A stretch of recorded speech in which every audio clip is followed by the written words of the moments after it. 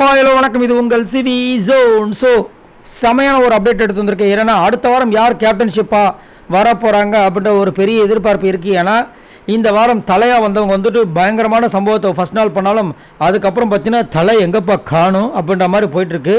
So தலை வந்து ரொம்ப இம்பார்ட்டண்டான ஒரு ரோல். போன வாரம் பார்த்தீங்கன்னா மிலிட்ரின்னு சொல்லிட்டு அதையும் வச்சு செஞ்சாங்க, அதுக்கு முன்னாடி கனி பண்ணதையும் வச்சு செஞ்சாங்க. ஸோ நல்ல ஒரு பர்ஃபெக்டான ஒரு தலை யார் வர போகிறாங்கன்னு சொல்லிட்டு எல்லாருமே ஏங்கிட்டு இருக்காங்க. ஸோ அதுக்கு நடுவில் ஒரு கேப்டன்சி டாஸ்க் நடந்தால் தானே அதுக்கு வந்துட்டு ஒரு விடை கிடைக்கும். ஸோ இப்போ என்னென்னா இந்த டாஸ்க்கு, இந்த வீக்லி டாஸ்கில் வந்துட்டு 2 பேருக்கு வந்துட்டு அந்த டைரெக்டாக இதில் யார் நல்லா பர்ஃபார்மன்ஸ் பண்ணுறாங்களோ அந்த 2 பேர் வந்துட்டு டைரெக்டாக கேப்டன்சி டாஸ்க்கு நாமினேட் செய்யப்படுவார்கள் அப்படின்ற மாதிரி ஒரு அப்டேட் வந்துச்சா இல்லையா? ஸோ இப்போது அதில் யார் வின் பண்ணாங்க அப்படின்ற அப்டேட்டே வந்துருச்சு. சொல்லட்டுமா? ஸோ பிரவீன் அண்ட் சபரி இவங்க தான் டைரெக்டாக வந்துட்டு கேப்டன்சி டாஸ்க்கு வந்து நாமினேட் செய்யப்பட்டுள்ளார்கள் அப்படின்ற மாதிரி ஒரு அப்டேட் வந்திருக்கு.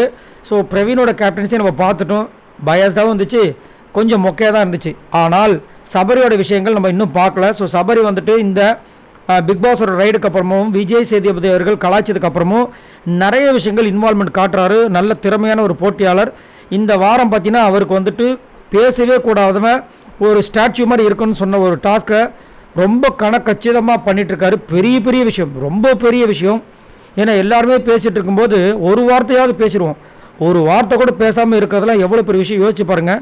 ஸோ அவ்வளோ எஃபர்ட் போடுறாருன்னா அதுக்கு காரணம் அவரோட அந்த சின்சியாரிட்டி. கொஞ்சம் ஒரு சில மைனஸ் பாயிண்ட்லாம் இருக்குது, பட் அதெல்லாம் கரெக்ட் பண்ணிட்டாருன்னா செம மாசான ஒரு பிளேயரு. ஸோ அவர் தான் வந்துட்டு அடுத்த வாரம் கேப்டனாக வரணும்னு என்னோடய ஆசை. ஏன்னா பிரவீனை பார்த்துட்டோம். ஸோ இந்த பிரவீன் அண்ட் சபரியோட விஷயங்கள் நாளைக்கு டைரெக்டாக கேப்டன்சி இதுக்கு வரும்.